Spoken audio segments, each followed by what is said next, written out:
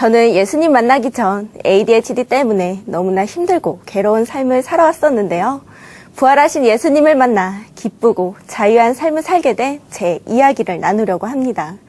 ADHD는 우리말로 주의력 결핍, 과잉 행동장애인데요.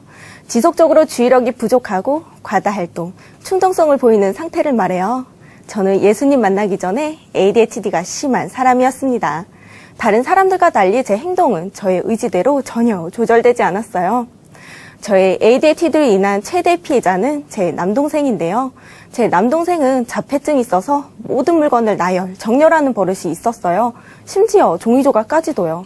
하지만 전 동생의 강박 증세를 볼 때마다 알 수 없는 분노가 솟구쳐 올라와서 동생이 정렬해 놓은 것들을 일부러 흐트러 놓거나 망쳐 놓아야 했어요. 그래야지 답답한 것들이 후련해지면서 제 마음이 뻥 뚫린 것 같았거든요. 그러면 동생은 자신이 정렬해 놓은 것들이 흐트러져 있으면 울고불고 난리를 치면서 물건들을 또 정렬을 해놔요. 저는 답답한 마음에 물건들을 또 흐트려 놓고요. 이런 일이 하루에도 수십 번 반복되니까 저와 동생의 사이는 매우 좋지 않았습니다. 모든 것을 울음으로 표현하는 동생 때문에 저희 집은 조용할 날이 없었고, 동생이 울 때마다 언제나 저에게 돌아오는 것은 엄마의 강 스파이크, 등짝 스매싱이었습니다. 그 이후로 저는 항상 동생 때문에 사랑과 관심을 뺏겼다는 생각을 하게 되었어요. 그래서 어떻게든 동생보다 사랑받고 관심받고 싶은 마음에 과잉 행동들이 하나하나 나타나기 시작했습니다. 피아노나 장롱 위 올라가기, 모서리 벽 타기는 기본이고, 내리막길에서 양손 놓고 자전거 타기, 미끄럼틀같이 높은 곳에서 뛰어내리기는 저의 일상생활이었어요. 그네를 탈 때도 남들처럼 평범하게 타지 못하고 그네를 고정시킨 봉에 그네줄을 여러 번 감아 줄을 짧게 만든 뒤 그 그네에서 타다가 뛰어내리는 행동을 하기도 했어요. 덕분에 제 양 무릎엔 피가 마를 날이 없었습니다. 집에 있을 땐 덤블링을 하기도 했는데요. 하루는 제 발이 친척 동생의 얼굴을 맞히는 바람에 동생이 펑펑 울어서 난감한 적도 있었어요. 저는 엉덩이에 모터가 달려있는 듯이 한시도 가만히 있는 것이 힘들었어요. 밥 먹을 때 10분이면 될 것을 그 시간조차 앉아있기 싫어서 밥을 굶기도 했고요. 잘 먹진 않고 쉴 새 없이 움직이기만 하니 저는 살이 찔 시간이 없더라고요. 그래서 엄마는 주변 어른들에게 애 밥은 왜 잘 안 먹여서 애를 이 지경으로 만드냐고 꾸중을 듣기 일쑤였습니다. 성인이 되어서 과잉 행동은 없어졌지만 더 심각한 문제가 있었어요. 바로 집중력 부족인데요. 특별 전형으로 간호학과 입학하게 되어서 나름 공부를 열심히 했지만 2학년이 돼도 3학년이 돼도 언제나 제 평점은 3점 이하였고요. 수업 시간에 필기도 매번 놓쳐서 쉬는 시간이나 점심시간이면 놓친 필기를 베끼느라 정신이 없었어요. 어떤 날은 수업이 끝나고 바로 전 수업 내용이 도저히 기억나지 않아 너무 속상한 나머지 그 자리에서 펑펑 울었던 적도 있었습니다. 스마트폰이 없던 시절이라 고가의 녹음기까지 구입해서 교수님의 강의를 녹음까지 했는데요. 매일 8시간 가까운 수업 내용을 집에서 일일이 들으며 필기한다는 것은 정말 못할 짓이었습니다. 수업 시간에 집중하지 못하는 것 때문에 늘 고민하던 어느 날 저는 같은 반 친한 동생을 따라 신경정신과에 가게 되었어요. 그곳에서 의사 선생님과 긴 상담을 받은 결과 저에게 성인 ADHD와 우울증이 있다는 진단을 받게 되었습니다. 저는 신경정신과에서 진단을 받았다는 사실에 좌절했지만 의사 선생님은 약물 치료만 하면 금방 좋아지는 병이니 괜찮을 것이라고 하셨어요. 그래서 저는 그날 아침에 먹는 각성제와 자기 전에 먹는 항우울제 2가지를 처방받고 돌아왔습니다. 저는 처방받은 각성제가 마치 공부 잘하는 아이템을 얻은 듯한 기분이 들었고, 저는 이제 이 약만 있으면 다른 사람들과 똑같이 공부도 잘하고 국가고시도 잘 해낼 것 같았어요.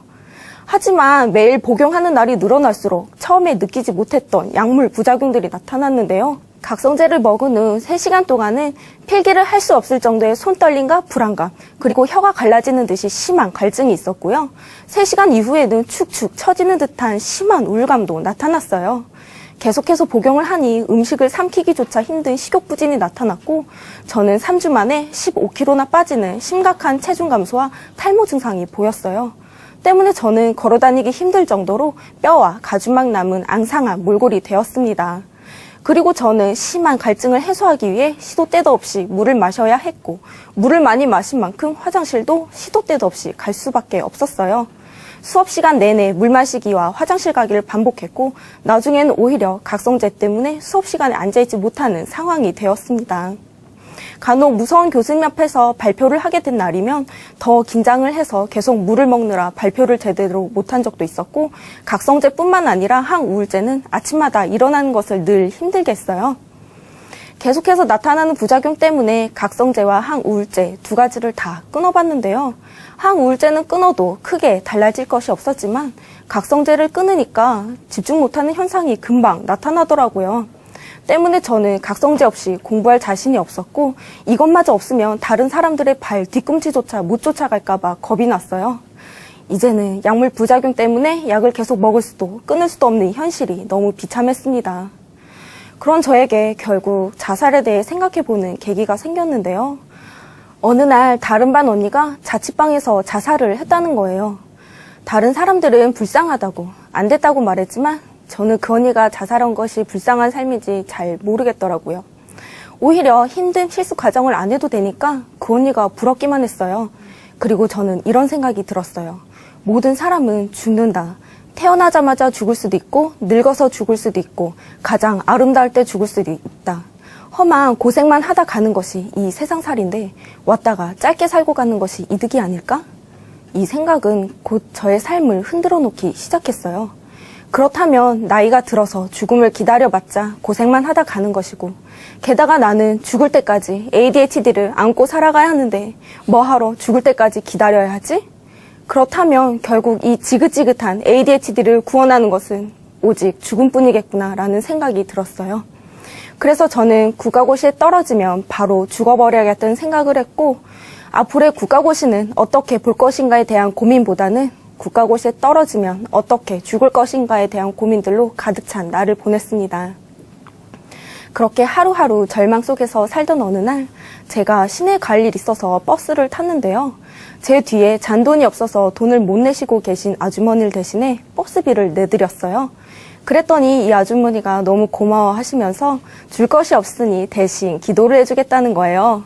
저는 그런 아주머니가 너무 부담스러워서 정중하게 거절을 했는데 그 아주머니는 제 의견에 상관없이 제 손을 꽉 하고 잡으시더니 하나님, 위기에서 벗어날 수 있게 귀한 사람을 보내주셔서 감사드립니다. 하나님께서 이 아가씨 앞길을 열어주시고 하는 일 모두 잘 되게 해주세요 라고 기도를 해주시는 거예요. 저는 그 아주머니 덕에 사람이 꽤 많은 버스 안에서 한 몸으로 시선을 받았고 버스기사 아저씨마저도 저를 백미러로 보고 계시더라고요. 버스가 시내에 도착하자마자 저는 너무 부끄러운 나머지 버스에서 내렸는데요. 그런데 이상하게도 그 아주머니가 제 손을 잡아주셨던 것과 저를 위해 기도해 주신 것들이 머릿속에 깊이 박혀 오랫동안 잊혀지지 않았습니다. 저는 그날 이후로 자꾸 하나님이 떠올랐어요. 어릴 적 동생의 고침을 받기 위해 교회를 다녔었지만 동생이 나아지기는커녕 부모님이 이혼까지 하시게 되자 그토록 찬양했던 하나님의 존재에 대해 흔들리기 시작했어요. 우리 부모님이 헤어지지 않게 달라고, 우리 가족이 뿔뿔이 흩어지지 않게 달라고 간절히 기도를 했건만 하나님은 저의 기도를 전혀 들어주시지 않았어요. 그 이후로 저는 예수님이 살아계신지 보이지 않는 하나님을 어떻게 믿을 수 있는지 그 증거를 찾지 못해서 교회를 떠났었는데요. 그런데 제가 만났던 그 아주머니를 생각해보니 하나님은 내가 없다고 생각해서 없어질 수 있는 존재가 아니었습니다. 저는 그렇게 다시 하나님을 알고 싶다는 생각을 하게 되었어요. 그러다 얼마 후 춘천 한마음교회 다니는 친한 친구를 만나게 되었는데요. 그 친구는 어릴 적 교회 가자고 해도 교회 근처도 가지 않던 친구였어요. 그랬던 친구가 갑자기 신앙이 생긴 것이 조금 이해하더라고요. 그래서 저는 그 친구에게 보이지 않는 하나님을 어떻게 믿을 수 있어? 라고 물어봤는데요. 그 친구는 예수님의 부활을 통해 하나님을 믿을 수 있다고 하는 거예요. 부활? 그건 나도 하는 얘긴데 뭔가 새로운 걸 얘기할 줄 알았는데 부활이란 소리에 김이 빠져버렸습니다. 그런데 그 친구가 또다시 하는 말이 실제로 2000년 전에 예수님의 부활 사건이 있었고 예수님의 부활을 전하다가 많은 사람들이 죽었다고 하는 거예요. 그리스도인을 핍박했던 사도 바울까지도요. 저는 도저히 믿기지 않는 부활 소식에 집에 가자마자 친구가 준 부활 책자를 읽게 되었습니다. 그런데 하나님은 성경을 통해 수천 년 동안 우리에게 이 땅에 오실 것을 약속하셨더라고요. 그리고 하나님이 오셨다는 것을 단번에 알 수 있는 약속을 하셨더라고요. 하나님만이 지킬 수 있는 약속, 바로 예수님의 부활이었습니다.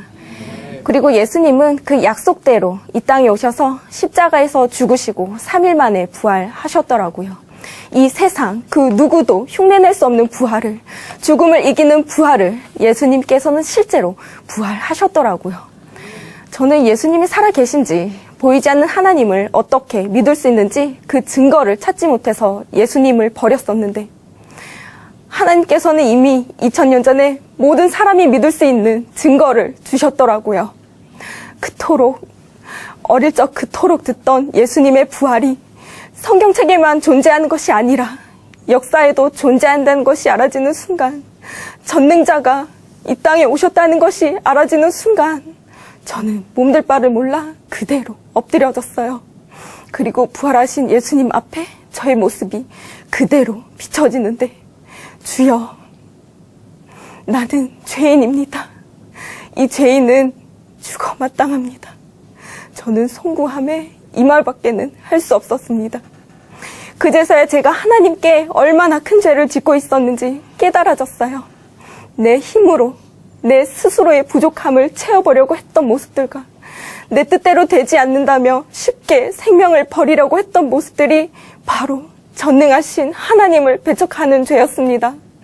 무섭고 흉측하게 생겨야 마귀인 것이 아니라 예수님을 믿지 않은 내가 바로 마귀 같은 자였구나. 내 마음, 내 중심에 스스로가 주인이었던 내가 바로 마귀 같은 자였구나. 그런데 하나님은 이런 저를 살리기 위해 아픔 없는 하늘보자 다 버리고 이 세상에 완벽한 사람으로 오셨더라고요. 지옥불에 떨어져도 마땅한 죄를 지은 저를 위해 이 세상에 생명 걸고 오셨더라고요. 그리고 다시 부활하셔서 저에게 이렇게 말씀하셨습니다. 나는 전능한 하나님이라. 내가 너를 구속하였고 내가 너를 지명하여 불렀나니 너는 내 것이라. 너는 내 것이라 하신 하나님께 그대로 굴복할 수밖에 없었습니다.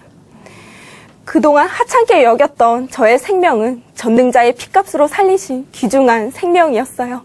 나의 생명, 나의 몸, 나의 머리털 하나까지 하나님의 것이 아닌 것이 없는데 저는 그동안 생명도 몸도 모든 것이 내가 주인된 자였습니다. 저는 그동안 예수님을 믿지 않는 죄를 회개하고 이분을 주인으로 모셨습니다.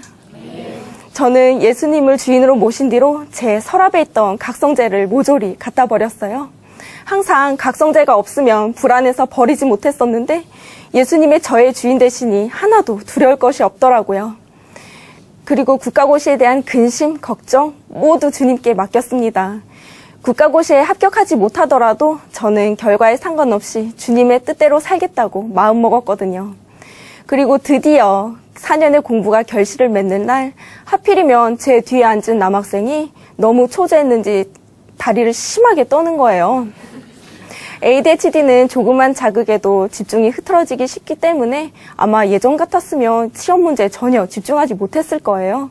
하지만 예수님이 저의 주인 되시니 국가고시 시험을 자격증 시험 보듯 아주 마음 편히 볼 수 있었습니다.